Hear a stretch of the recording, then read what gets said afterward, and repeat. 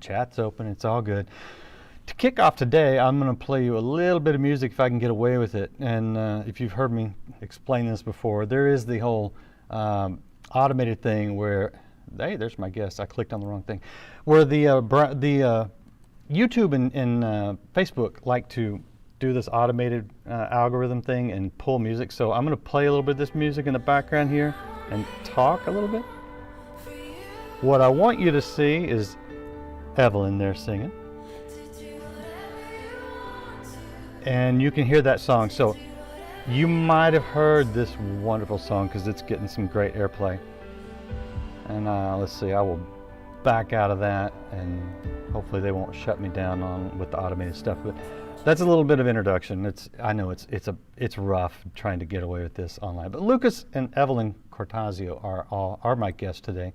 And they're up in the Chicago area, Community Christian Church in Chicago, lots of C's, all good. And these guys are collaborating on worship with all sorts of people. In fact, their new single is with Meredith Andrews, and so just some beautiful music going on. Lucas and Evelyn, how you guys doing? Bon dia. Bon dia, look at you. Andy with the Portuguese bomb, yes. You're good. Thank you for having us. Bon dia. Yes, that's all that I brought back from Mozambique, actually. I've never been to your home country. And I'll tell the audience right now, Lucas and Evelyn are both from Brazil, but have been here in the States for a long time. And so I love worship. I love modern worship. I love the old hymns too. But I love the international aspect of people coming together from every part of the world in worship. Music has this incredible thing.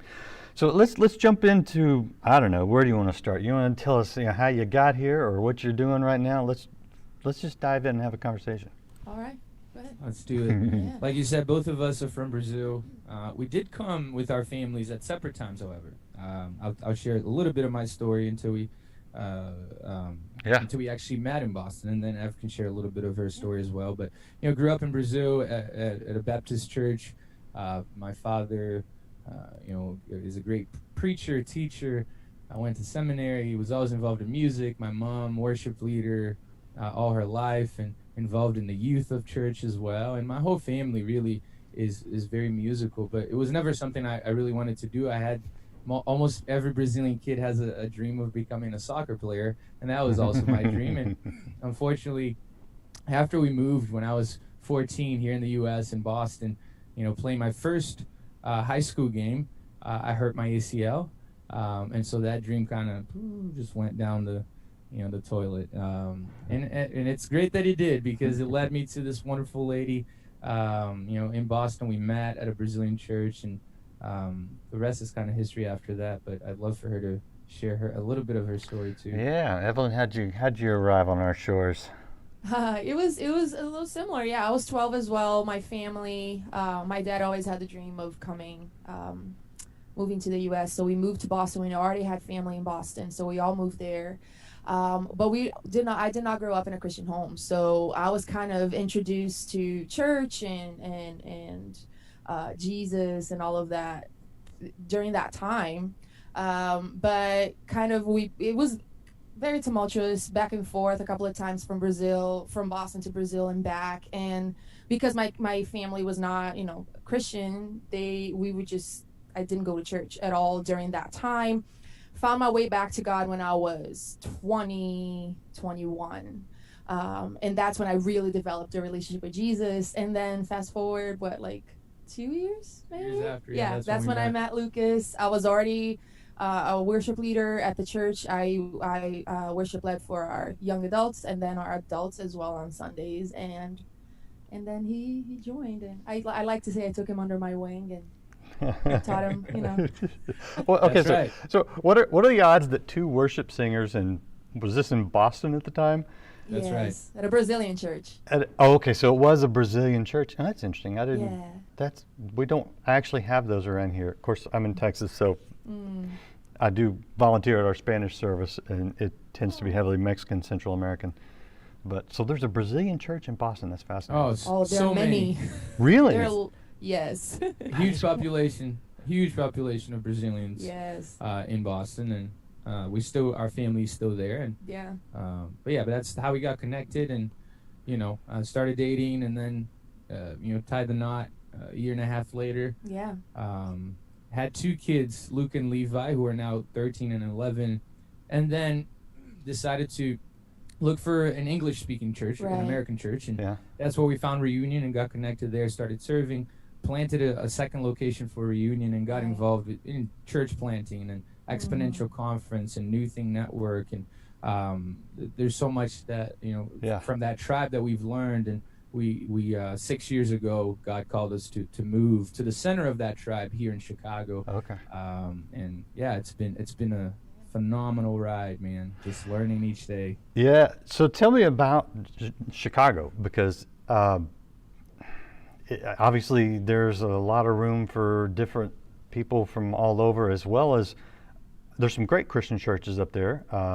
But yet there's also a lot of there's some mission field up there. Oh So my gosh, yeah. it's a very diverse, in many ways, area. What's your experience been segregated there? too. Yeah, is it pretty bad? Oh yeah, I mean I think Sundays are here in Chicago are still one of the most segregated times in where we live, and but I think the Lord is at work right now, man, Yes. and he's raising up I think a new movement of unity, Yes. and we're seeing that. I think that's a huge part of why we're here. Is to be a part of unifying the bride. Let me ask you this: is it the segregation in the church in Chicago anyway? Is it a result of sort of the demographics? In other words, people tend to live in areas. Brazilians will tend to live in an Right. area together, and it's think not that's uncommon. Or is there intentional kind of like unfamiliarity or fear or anything? What is the attitude, do you think? I think that's a great question, and I think it's all encompassing. I think you touched on a few different points that are very true, whether it's geographic, but also historic and folks, again, fear of the unknown, fear of the other at times. And I think it's funny, Randy, you asked that question because we feel like music, and you said this earlier, music is a huge tool for unifying, but I think we've used music to actually divide. So you also have people that go to a church and they go, oh, that's my style of music, so I'll go here because Sure. it's how I was brought up. And we haven't really seen the church really utilize that tool to bring the whole body together. And I think we're beginning to see that, not just here in Chicago, but across the nation and across the world too. Yeah, and that's actually interesting, because that can be a little tough with the music, because it'll divide. And hi, Kimberly, thanks for the message. It'll divide. Sorry, chat's going on around here. That's all right. The music will divide old versus new. Right. And what we've experienced in the Spanish service, where I sometimes sing and play, is we do Spanish versions of contemporary worship that is primarily written in English. Now sometimes they'll record in both Spanish and English, and occasionally we'll do someone who is native. I've always pushed for doing more native. There's some great music coming out of Puerto Rico these days. I don't know if you know that. Wow. But you get into a little bit of a stylistic thing, and so I can. There is, hey, that's black music, gospel music style, Right. and it is different, and It is. so that can almost become a little bit. What I've seen though is with you guys is that when I'm looking at your videos and stuff, watching your music, you've got the whole grayscale of skin tone going on there, which makes me think you're reaching into lots of different cultures. Am I right about that? Yeah, that's the hope, man, and that's what we're working towards. Like I said, again, music has been a catalyst for division at times. Not everywhere, but it happens. We all know that. But I think it's very powerful. I use this little anecdote. It's if you put 20 theologians in a room and you ask them what happened in Genesis, chapter 1 through 5, Yeah. they're gonna go on forever, man. They could spend the rest of their lives just talking about it. If you start, and they're gonna be landing in different spots. But if you start singing Amazing Grace, everybody sings. Mm-hmm. So I think we're called to unify. I think, you know, the prayer of Jesus in John 17, which is probably a prayer that still hasn't been fully answered yet. It's something that we're working towards. And I think music, again, you know, there are a lot of songs out there that transcend, you know, those boundaries that we've set. I think we've set those boundaries. So I think we almost have to do a work right now to honor each, you know, Hispanic background, Latin background, European, African, you know, American, black, white. We honor each of those. But there is a coming together where maybe there's a new sound coming forth, you know, that represents all of God's diversity and beauty in unity, if that makes sense. It does. What are you saying, Evelyn? No, I definitely agree, and I think like even if we go into songwriting too, like that's something that we're really like we just looking at our own like at Brazil, you know, there's so much value in writing from that place, from the like That's right. the realness of your culture, like from authenticity from your culture. And we are it's crazy how it's come full circle that now we're, you know, we've been talking to worship leaders or worship pastors in Brazil. We're like, hey, like you have songs to write, because a lot that happens is all the songs here are translated and they're like 5 different versions of one song. You know, Right. Reckless Love has, you know, many versions, and it's an amazing song, and it's great that it's translated. But I think there's also something else, like for, you know, writing Sure. for your context, writing for your culture, Right. you know, the rhythm and the beat and all of that, just the flavor that, you know, that it brings that we can't forget about. You know, it's a powerful thing. And when you put people in the room to write a song that are from different backgrounds, you're bound to end up with something that is different and unique and Yeah. beautiful. And that's what we're trying to do. Yeah, okay, so I want to show the website here. This is the Community Music website, and you can check that out at communitychristian.org, and then you have to click on music. I'm going to put that in chat right now so people can find that easy. Right. But you guys have been doing tons of collaboration, which is very cool. Talk a little bit about how that's happened and what you've experienced, and go ahead and name drop. I know you're not like going to do it. I'm going to have to ask you to do it, but name drop just so people can get a sense of some of the wonderful artists that you are working with. Man, God's just been so gracious towards us. In the last couple of years, we've been able to, you know, write with and record with, so many different people in Nashville, or, you know, Meredith Denver, Meredith Andrews Corey, there, and you know, Corey Miller from Red Rocks in Denver, Alyssa Smith in your neck of the woods in Dallas in Upper Room, and we've worked with Andrew Bergtolf from We the Kingdom. Yeah. House Fires, Tony House Fires, Brown. yeah. I mean, we really have been blessed. I really think that's the word, right? Yeah. Have you written with Brandon Lake yet? Because that guy is writing with everybody, it seems like. And so it's so funny you say that. Yeah. Actually, we have a friend that has been trying to connect Brandon and I for like 3 years before Brandon became the big thing that he is right now, and he is killing it, man. That dude's amazing, and I think we're going to be together actually for the first time at the end of this month in Atlanta. So we're looking forward to that. That's going to be fun. He's a good guy, so that should go well. So what is that doing for you, both musically and just kind of expanding your borders spiritually and influentially? I mean, it's grown us. We don't it's an honor. It's an honor for us to kind of just sit under these people, or just sit around, you know, in a room and learn from them and write with them. But for us, like, like we love the songs and what's come and the collaboration and all that's come out of it. But for us, relationships are the most important thing, and we've loved just how, you know, the Lord has given us the gift of being able to cultivate these relationships, really, you know, and we.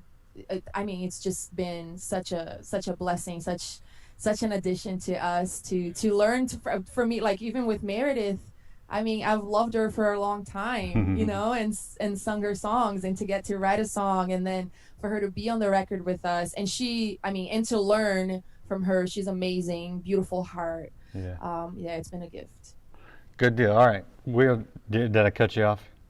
I didn't mean to cut you. Okay. We're talking to Lucas and Evelyn Cortazio from Community Christian Church up in the Chicago area. Community music is what you're looking for. If you want to jump on YouTube or whatever and look for community music, you're going to see a wide array of singers, not just Lucas and Evelyn. By the way, Evelyn, I know people tell you this all the time, but I'm just going to chime in there and say you've got a beautiful voice. Beautiful voice. I'm curious, let me take you back a few years when you guys first started leading worship. First of all, especially Evelyn, coming from a non-church to non-Christian background, what was that like to stand up and sing worship songs in front of people? The first time that I ever sang, and when we moved here, I was 12, like I said, and then I started going to church, but it wasn't really, it was more for the community. And I think it goes back a little bit to the conversation we were talking about, like being safe, being a part of like in this place in the culture, because it's safe. Like it felt safe. Like we came, I didn't speak the language, new culture. Someone said there was a talent show when I sang for the first time, and that's when I was like, oh, okay, I can sing, and I can sing in pitch, and whatever. But then went away from the church and still loved to sing. But it took, when I went back at 2021, it took a very special woman to see in me what I didn't see. And she really pointed it out, like, you can sing, but it's not only the singing, like you can lead people, and I see that in you. You have you can lead people and you can facilitate that moment. And I remember I was like, okay, but I just wanted to sing background vocals. I didn't want to lead anything ever. I didn't want to lead songs, and I was happy and would have like our Wednesday night prayer group, and that's where I was like, okay, there are like 50 people in the room, I can sing here. And I was singing background vocals for her, and then one time, I think to this day that she tricked me. She's like, oh, my voice, you know what I mean? And I'm not, can you lead this one for me? And she kind of like pushed me, and she's like, you're going to have to lead. I can't sing. And I led, and I didn't feel as afraid of it as I thought I would. And I just felt like it clicked. And then from then on, she kind of apprenticed me, and we grew in that together. So it's always humbling for me to look back and even think of this story that someone like saw that in me. And that's like my greatest gift right now, is to see that in other people and do the same thing that she did for me. And you know what? That is very much a part of the church, seeing and mentoring the younger, and or even just bringing out someone, even if they're your own age, bringing out that gift that God has given them to put them in a place to use it to impact people. That's beautiful. I want to ask you though about, so that's the musical side of things. Yeah. From a spiritual standpoint, the first time maybe you led worship, and because I've been on stage enough, I know what it's like to look out. And you're up there singing, you're worried, you're listening, you're making sure you're hitting your cues and you're hitting your pitch. And there's a moment where you look out and you realize God's moving in someone's life. Yeah. And you're a part of leading that worship. And you know what I'm talking about? Yes. How does it hit you when you see that? It's God's grace. I mean, it's just God's grace, because for me, I'm always confronted. I don't know if confronted is the right word, but with the fact that I wasn't. Sometimes it's easy to fall into the trap of like, I don't have that baggage. Like it's a good baggage. Like Lucas, like growing up in the church, being around music, seeing those things happen. For me, I don't remember the first time that it actually hit me like that, and that there were just so many moments that I was like, okay, this is apart from me, and God is gracious enough that he's using me. So for me, it's always humbling, and it's just always so much. I'm always in awe of the fact that we can do what we do and lead people, and that he does it in spite of us, you know what I mean? So it's to me, it's just humbling, and it's God's grace. Did ever you ever sing in any secular bands or like any bars or anything like that? Yeah. Yes. Yeah. So you know the contrast there, don't you? Oh yeah. Very much. I mean, it's so true. It's actually Matt Chandler said this a few years ago in a conference we got to lead together.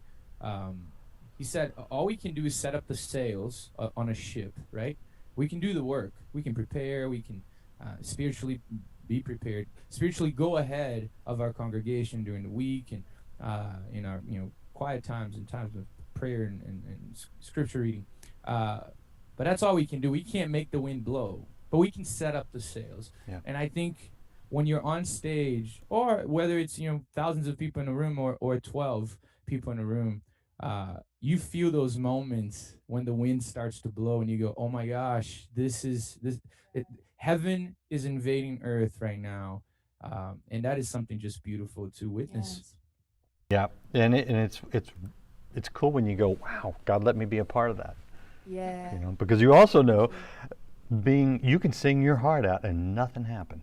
Right. Exactly. So yeah, and Exactly. I think it's part of God's kind of sense of humor going, Yes. it's Exactly. Listen, the moments that I will come off the stage after a service, we usually, like when we were meeting in person, we would go to the lobby and just greet people. And the days that I was like, oh, that was rough. Like, it was rough.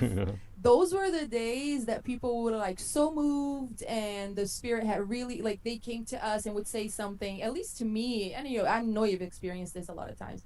And it's just God reminding us, yeah, it's me. It's a humbling. It's a humbling Yes, experience. It's a humbling experience for sure. Yes, it is. Yes, and the flip side, sometimes you can think, we killed it musically, and Exactly. crickets out there. Anyway, so talk to me about the new recordings, because this has been a weird year for everybody, but it's really been weird for musicians and worship leaders who can't get up and do your normal thing with people in the room. I mean, leading worship to a camera is not the same as leading worship to a room full of people. How's it been for you guys? It's been tough, but I think we were talking a little bit before we went live. I think this season is a gift in many ways. Obviously, again, the caveat of obviously there's thousands of people that have died and are suffering and have lost their jobs, and so it's a very serious and actually unbelievable kind of season that we're going through right now across the globe. However, with all that said, God isn't quarantined. He has continued to move and speak and do things that are miraculous, really, and we've seen a lot of that. I think actually one of the biggest gifts for every worship leader out there. So if you're a worship leader and you're listening to this, if you still haven't awakened to this truth, just listen for just a bit.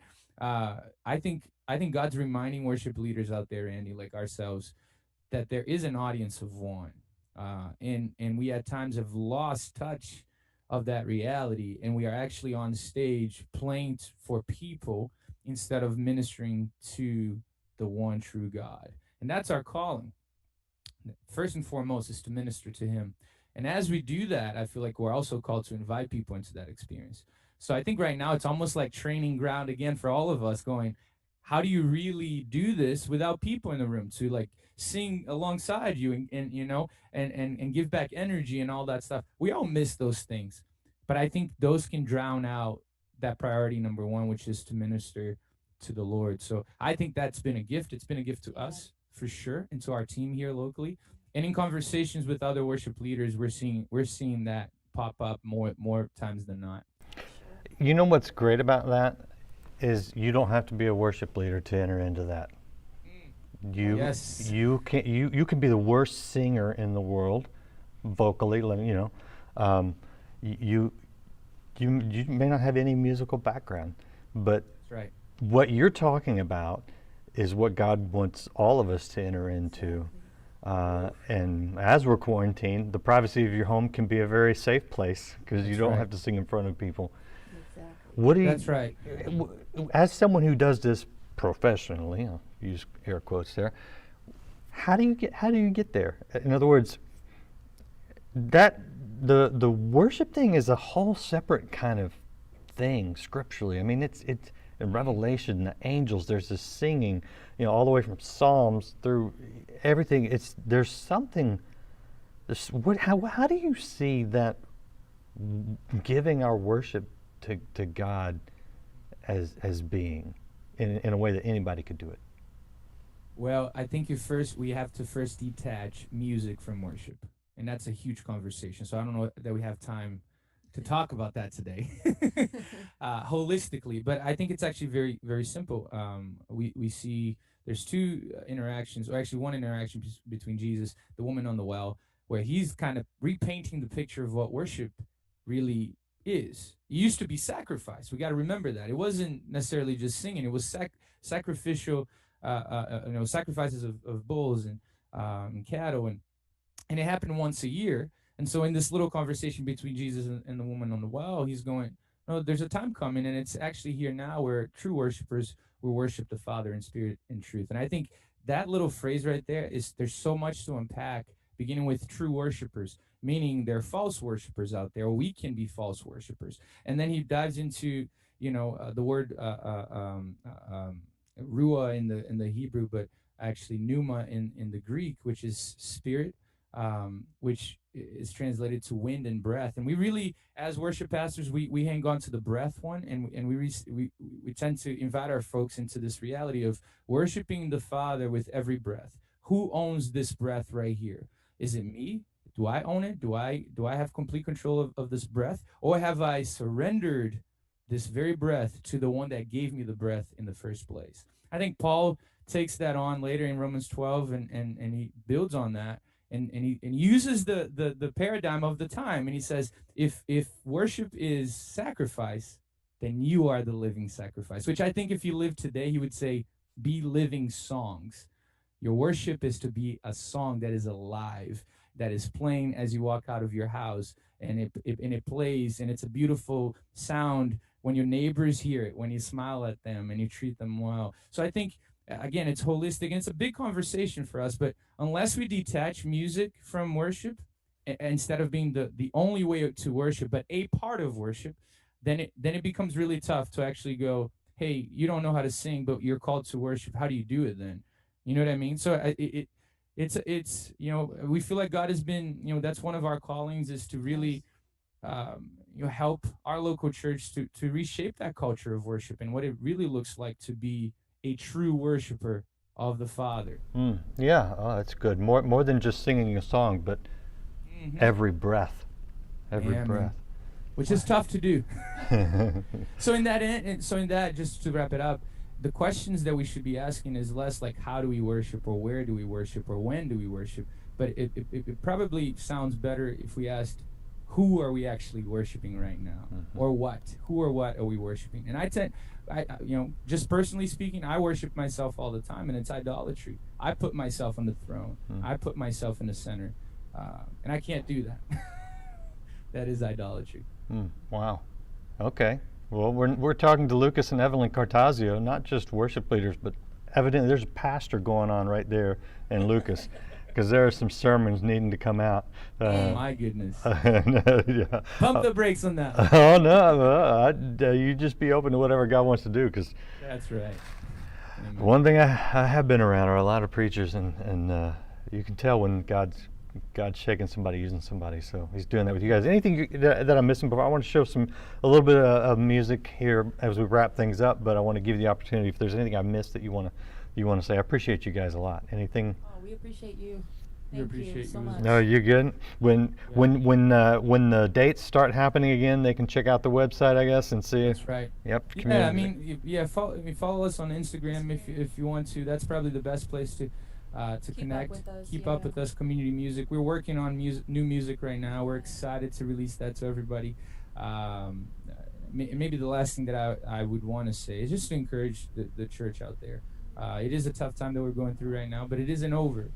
It's a season. It's not a lifetime, and we really believe that. And I believe this is a time for the church to rise up. So rise up, church. Turn your light on and rise up. Let's go. Amen, Pastor. And thank you guys for hanging out, and Lucas and Evelyn, thank you very much for being with us. And as we roll out of here, this is one of the songs from Community Christian, and it's great stuff. So check it out, and we'll see you again tomorrow on Live Today Live. Thank you, Randy. Thank you guys.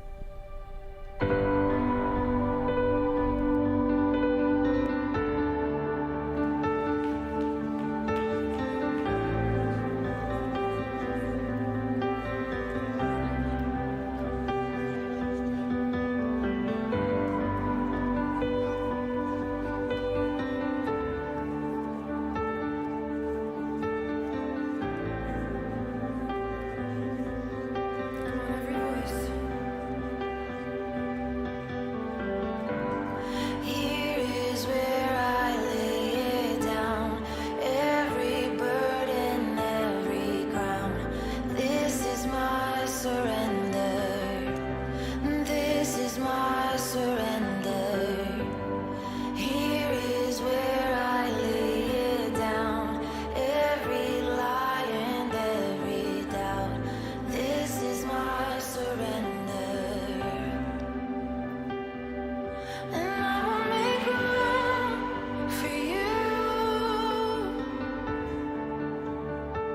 to do what